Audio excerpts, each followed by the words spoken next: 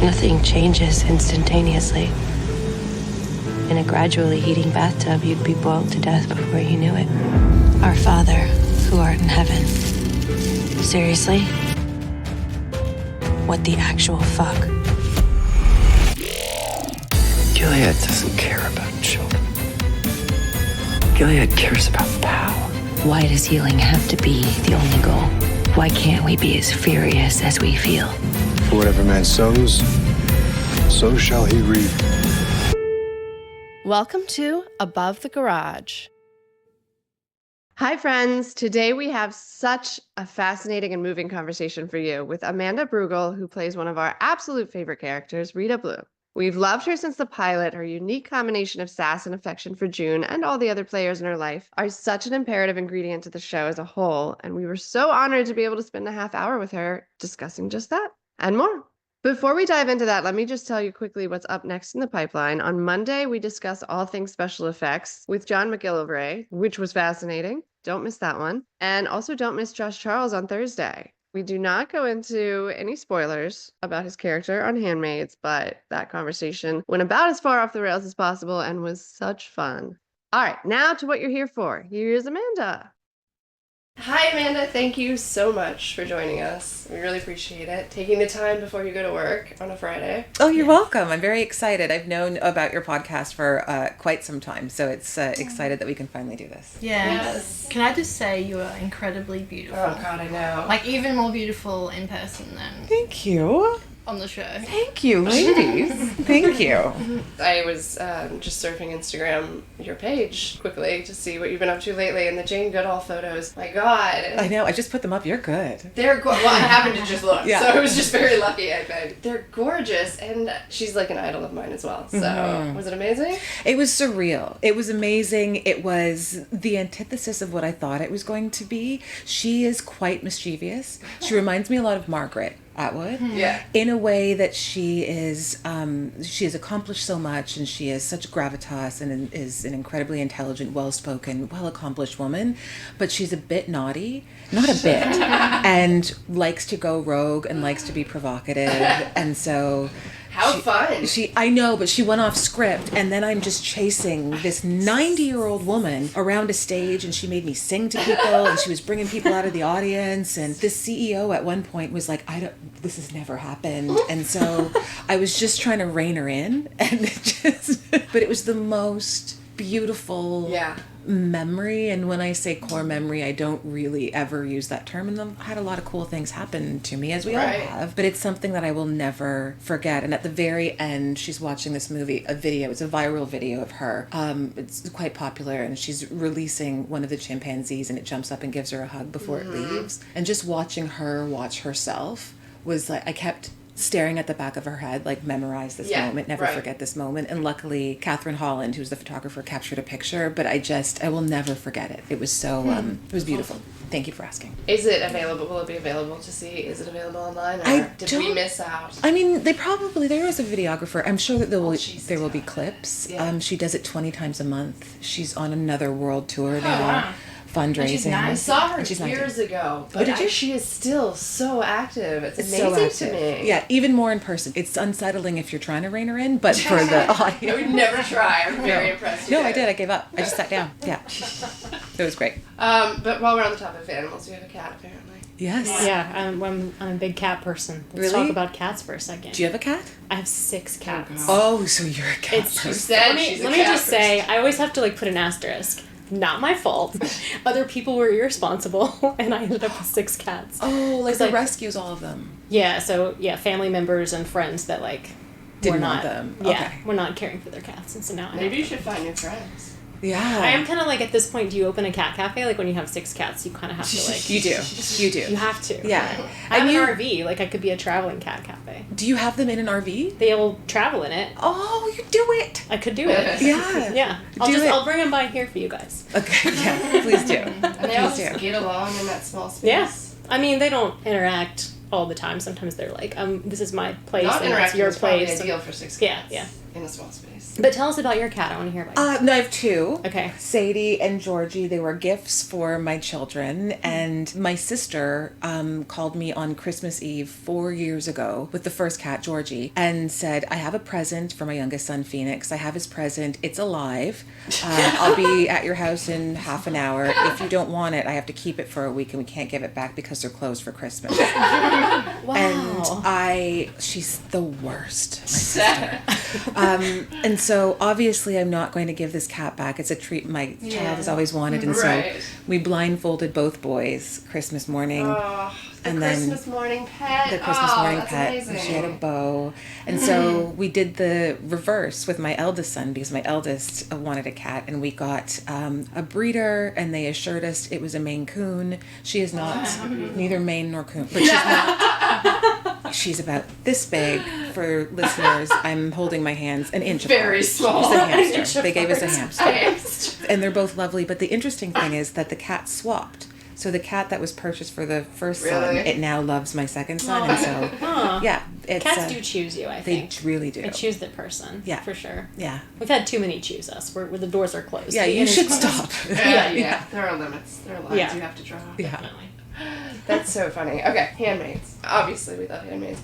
We love Rita. Thank you. Very excited to see back season 6. We can't really talk about season 6, but are you having fun? Yeah, so much fun. Although, I will say, I won't talk about the scene we did yesterday, but I will say I am surprised how emotional, happy, but also just already in the process of mourning we are, even though we're still currently very much in it. Early, yeah. I shot a scene yesterday with Elizabeth, and we both, I think, became more emotional than we expected to. And we do a lot of this, particularly Lizzie and I, where I feel like myself and Elizabeth are talking to one another, not June and Rita. And we'll use June and Rita and use the dialogue of June and Rita to do so. But we're very much having a conversation with one another. And yesterday was one of those moments. And so it was sacred to me. In other seasons, I think I've taken it for granted. Yeah. Like, oh, this is special to be able to do with your coworker. Right. But because I know it'll be one of the last times, it's, bittersweet. It's nice to have those moments, especially, we're acting, we're just pretending, especially of a lot of the sort of gruesome stuff. However, the fact that we've been together for close to a decade, we've grown together, and people have gotten married and have had families, and so art does blend with life. Yeah. A lot. A lot of truth in the moments. Yeah, which is great. One big family. Yes, truly. Other shows, no. No. But this one, yes, truly. That is one thing we've heard from almost everybody, is that this is a very unique atmosphere working on this show, and how everybody gets along so well. And really everyone's is. So nice. The oney person no one likes is OT, but It's the worst, right? Nobody ever. just in every interview I really try to throw him under the bus because I want really people. Check. Yeah, and I did it. He's the worst. But really, we are. Yeah. It's really nice. I will miss that part. Yeah, one thing I really like about the June and Rita relationship, I think in the season right before the airplane scene, you guys are in Loaves and Fishes, some grocer. Yes. You're reaching over, you're holding the hands, but it's you're proud of her. Rita's proud of June, and that means something to her, because I guess June's a leader for most people.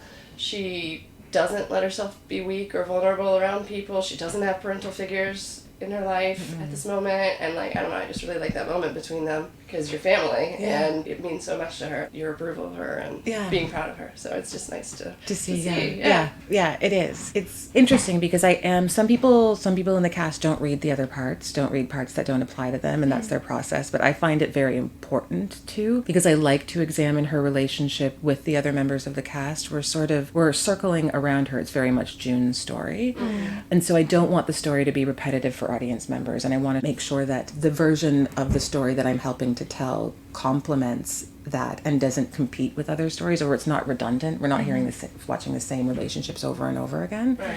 And so with Rita, even though Rita is not the kind of person that wants to go into battle like Samira's character, or even what we're seeing with Janine, with Madeline Brewer, I love that there are moments, and they've given us moments in the script where June is able to pause and hear Rita's sort of hesitance or groundedness or approval.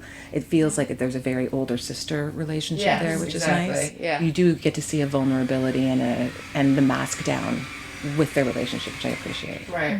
Yeah. We are on a set, so there are strange noises. Yes. That happen. Good. I'm glad you mentioned that. I also like though Rita. I feel like Rita is from the moment you said she sat down in Canada and like touches the ground. Yeah. This struggle and like sticking with the bread, and then the sushi and Diet Coke. I don't know. I just like the whole journey of her back in Canada. It feels so real and different from I think the other characters. Yeah. And I really enjoyed that so far. And even it was very surprising last season when June asks her like, "What should I do?" or something to that effect.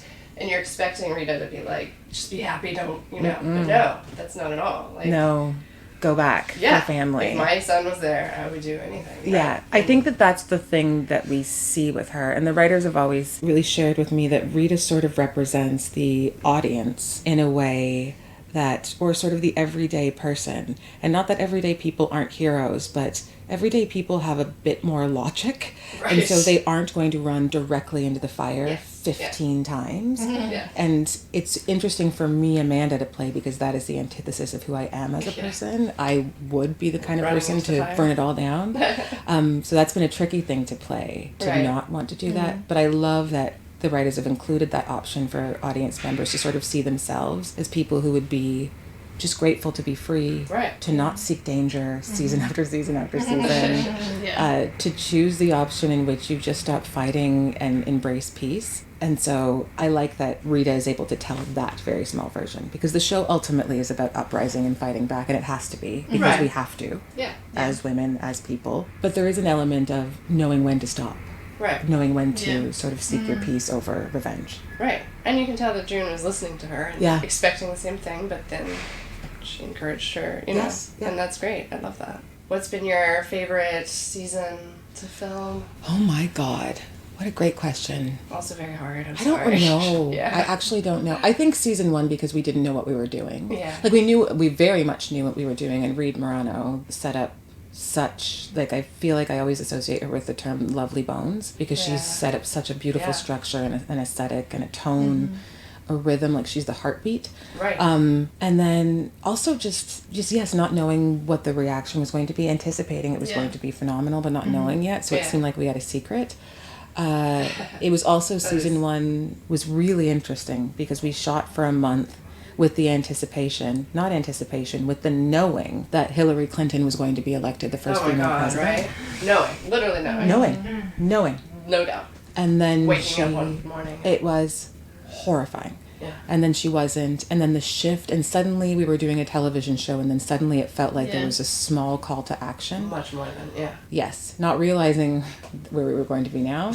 But it was quite private and special and a secret. But I will say my favorite scene to shoot was when you spoke of me landing in Canada, but was when we were fleeing. Yeah. And there were about 300 young girls Yeah. and women as extras. What a and we beautiful were, scene. It was so gorgeous. Shooting it was so gorgeous. I wish everyone could have been there. Like, there's not very many scenes I wish the audience could be sucked in, but there were like 300 children in a forest, and they do their best to clear out the forest, but we're still in a forest at 3 a.m. and walking for, I don't know, 20 minutes while a drone is with us. And I was carrying at one point a real live baby. Yeah. Wow. And I just kept thinking of all of the instances in which this is actually happening. Yeah. Right. Yeah. And that was a significant, now we've got background music, a significant amount of guilt for the fact that I haven't ever experienced that and probably won't. Right.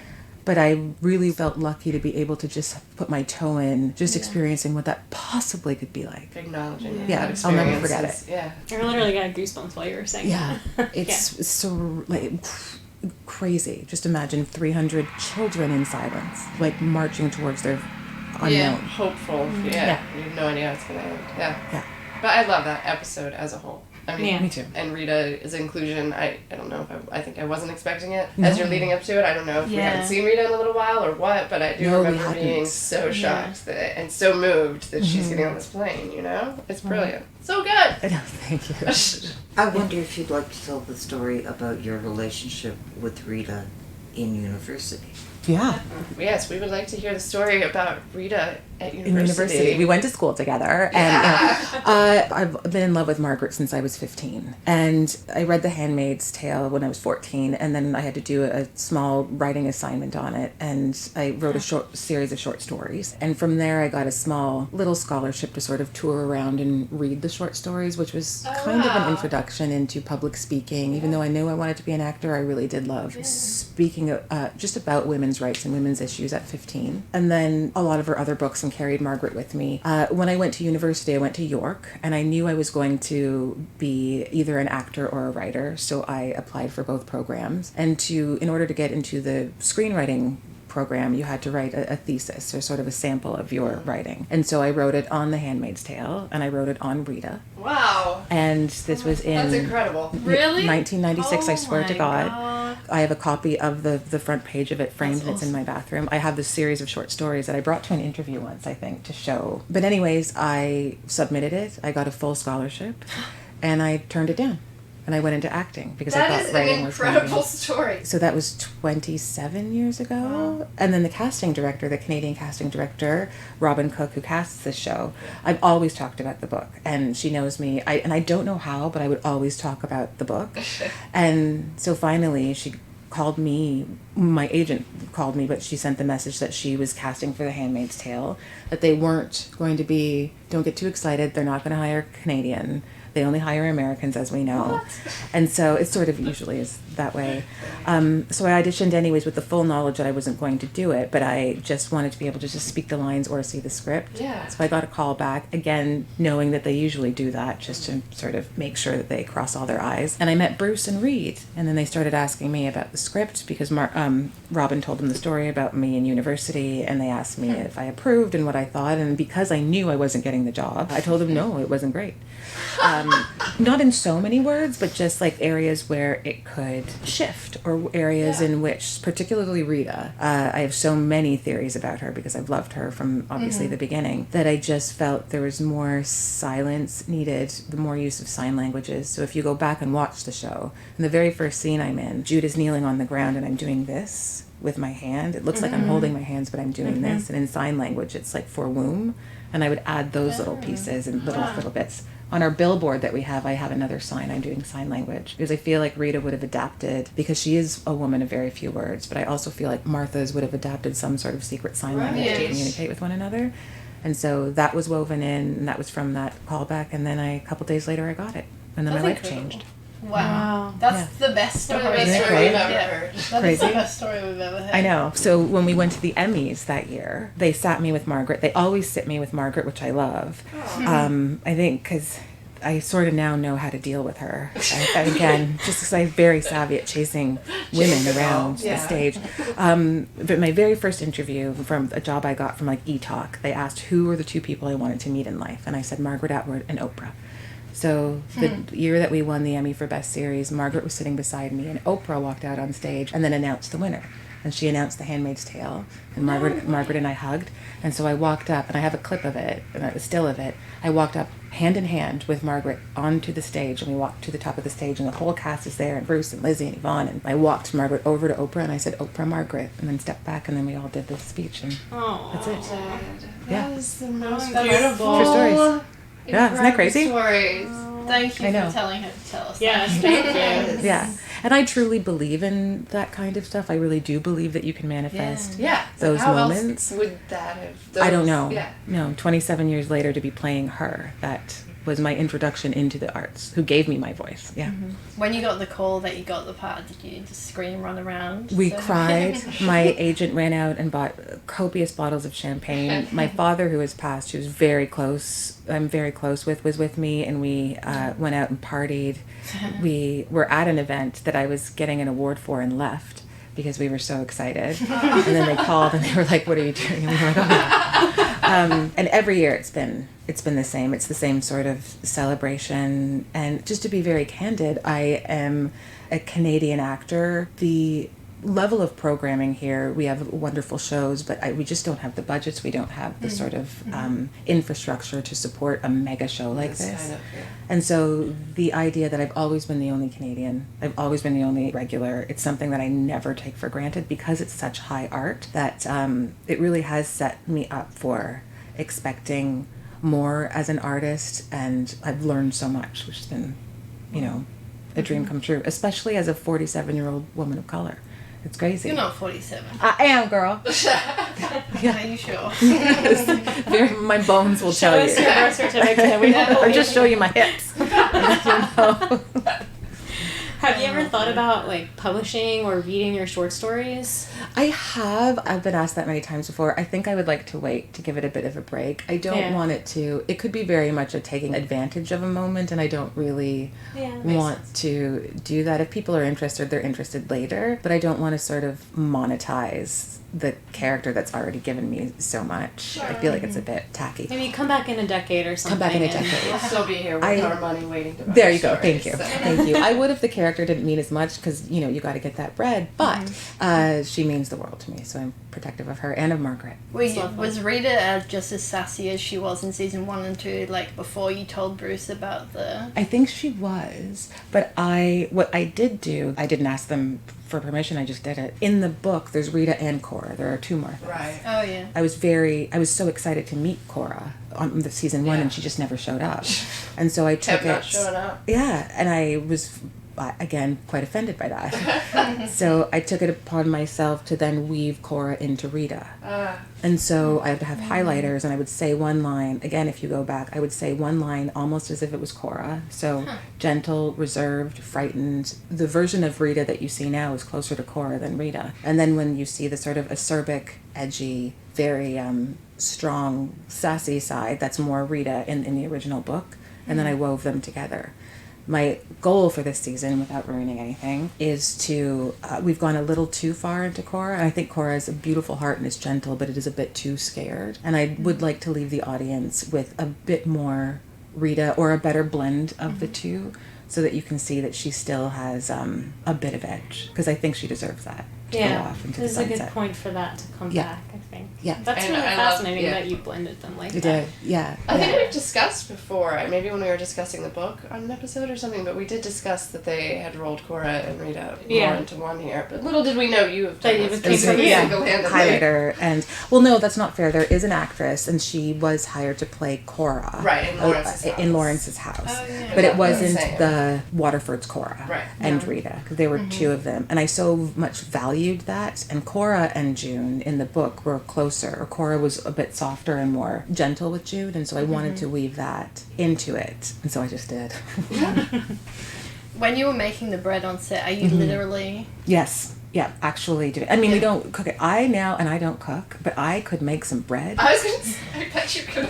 Oh my God. God bless them, too. Props. They would put a loaf of, I don't even know what it's called, yeast? Yeah. Stuffing? What's it called? Bread? Joe? Dough! See? None of us could come up with that. That I was like, yeast, sure. Yeast stuffing. Put a loaf of dough down on the counter, and the poor props man would say, okay, you know what to do. I was like, I don't. So a couple times he would Google how to just do stuff, and then slowly we got to being able to know how to make it look like this has been her thing that she's done always, and the thing that keeps her safe. Right. I always thought that Rita was never a Martha, assigned to be a Martha, because we do know that she has a child, so she could have been a handmaid. Yeah. I always felt that she, again, this was my thesis in university, that she somehow tricked someone or got a way for someone to assign her as a Martha, because in her head it was safer. There's purpose, at least if there's children, she could raise children. She's not being traded off. Yeah. You get to stay in the house from the beginning to the end. Yeah. And so the bread for me, was her lifeline of showing constantly that she has a purpose. So she doesn't have to be sent to the colonies, that she has value. So the bread was very important, even though I thought it was a pain in the butt because I didn't know what I was doing. Yeah, it seems kind of meditative almost, like the Yes. process of doing that. Yes, and For her. safe. Yeah. And- Safe is, that Yeah. makes so much sense. Did you, I don't think it's ever clear in the show which side Rita's son was fighting for. He was fighting against Gilead. Against him. Against Gilead. Interesting. Okay. And so, I always wondered. yeah, at least in my head. Right. One of my favorite Rita scenes is with Serena when they're in the kitchen having And a there's drink. having the little nip of me too. Yeah, and they're talking about Yeah, you're talking about The Sun. Yeah. It's one of my favorite as well, and it's something that I've been very outspoken about. It's been quite difficult at times for me because Rita isn't tethered to anything. A lot of the other characters have family outside, or you see scenes with them, or there are flashbacks, so they've sort of been able to assemble a life and a backstory, and so much of mine is off camera or I've made up in my head. Yeah. And so that was one of the moments where I was so happy to have some information to make her a more of a three-dimensional person. And that's part of your job as an actor. You're the one who has to weave those moments in. But to be able to serve it justice on camera and talk about it and have it sort of filmed was cool. Yeah. Do you have any other sort of thoughts of her backstory that you keep in mind all the time when you're filming? Yeah, I mean, I had a limp. It's gotten much better, but at the beginning, the first couple of episodes, I had a limp where we're filming over there, and I would put pebbles in my shoe to make her limp, because that's a funny story. One of the sound guys once noticed, it was halfway through season 1, and he kept saying, "Your limp is on the wrong side," because I forgot what side it was on. So then that's why I put the rocks in to remember what side the limp was on. The foot that hurts from pebbles being from under pebbles. it? Right, that'll help. But I chose to do that because I thought, or the backstory is that she was a lot more of a rebel at the beginning and then would fight back before she was assigned to Martha. When there was mayhem and when there wasn't really distinct roles for women, I felt like Rita was always so much more of a gangster than she is now, but was beaten down because of the loss of her son, and also quite physically beaten. Right. That's what the limp is from, that she became more and more passive, hence becoming closer and closer to Cora. But my backstory for her was that she was either a high-powered lawyer or an accountant, someone who was quite, I feel like, if I could say like Anna Wintour, but not that, like not that fancy, but strong, savvy, businesslike, articulate, capable, but still very quiet, that was used to a considerable amount of power, so only being made to cook in a kitchen was a very huge life change for her. But because I think she's savvy, she's learned how to take it to her advantage. We're either remaining close with the Waterfords, because the closer she is to Serena, the closer she is to, the flame, or a bit of a safety raft. But I don't think she was like a teacher or not that there's anything wrong with that, but I do think that she was a corporate woman who was quite callous at times. What do you think, up until season 5 obviously, do you think that Rita really thought of Serena? It's really complicated. Yeah. I think it's really complicated. I think at the beginning she hated her, but like I just said, she was her survival. And we adapt as humans very quickly. And once all of your family has been taken away, I believe the timeline that Rita was there in the Waterford house for a greater part of a decade. Oh, really? And so, yes, like way before June, there were several Marthas. And so if that's your only version of family, and they house you and they keep you safe and they keep you from the colonies, you have to find some sort of perverse way to love them and accept them. And then even when you're free to them, Rita still, when she's in Canada, she still doesn't have a family and she's still alone. And while I don't think she missed Gilead, I do think she missed that sense of family and purpose and just order and routine that Serena represented. So I think it's complicated. Yeah. Yes. Rita never really had any relationship with Fred, right? I think they share a glance, maybe. They shared a glance. They did share a glance, and there was another scene they had, and I don't think it made it to set, or I don't think it made it to the screen. But Joe and I, everyone got along with Joe, but Joe and I did get along like a house on fire. And I remember a couple times the director, and I wish I remember who it was like, you have to calm down because it's making the Rita Commander Waterford relationship look weird. Right. Like it looks like you guys are flirting. And so they did remove a couple of those scenes. So the scene in which I play and I go and I finally tell him, you're dead to me and we were never friends, we were really careful about making sure we weren't flirting. And we were never flirting. But just, I guess, if it's your bud, it's hard to not. You can tell. Body language, I like that. I really like that scene between her and Fred. So do I. So do I. I like how restrained it is. I think I like it in a weird way because, again, as Amanda, the person, I would never handle that. I think it's wonderful about being an actor to sort of be able to react differently and not how you would react personally, because you can see that there are other ways to do things. Because I would have gone in just fists swinging. Right. So, it's nice to see the restraint. Did you enjoy the costume change when you got out of Gilead? No. You didn't? Hate it. Yeah, still to this day, hate it. I just asked costumes the other day if I could have my Rita costume. It's the one thing that I want to keep when we wrap, because you know, we'll steal it for you if they don't give it No, they said they would, but don't. But maybe. Thank you. I love the uniform. I love the safety of it, and also it's so comfy. And yeah, that's why. But I love the safety of it. I was the only one who wore it for the longest time, and it's her to me, so it's sacred. Yeah, we went to see Leslie at Costumes today. Awesome. It's so amazing. Isn't it cool? Isn't it cool? Did you see the board, the inspo boards? With perfect straight handwriting all across it. I know. It's insane. It really is. Yeah. I just wanted to tell you, I watched Dark Matter and loved it and loved you in it. Thank you. And love your hair and everything. Thank you. Did you have a great time on that show? A blast. Season 2 coming? Season 2 is coming. Awesome. Very exciting, yeah. Thank you for having me. Thank you. Oh, you're welcome. Amazing. Thank you so much.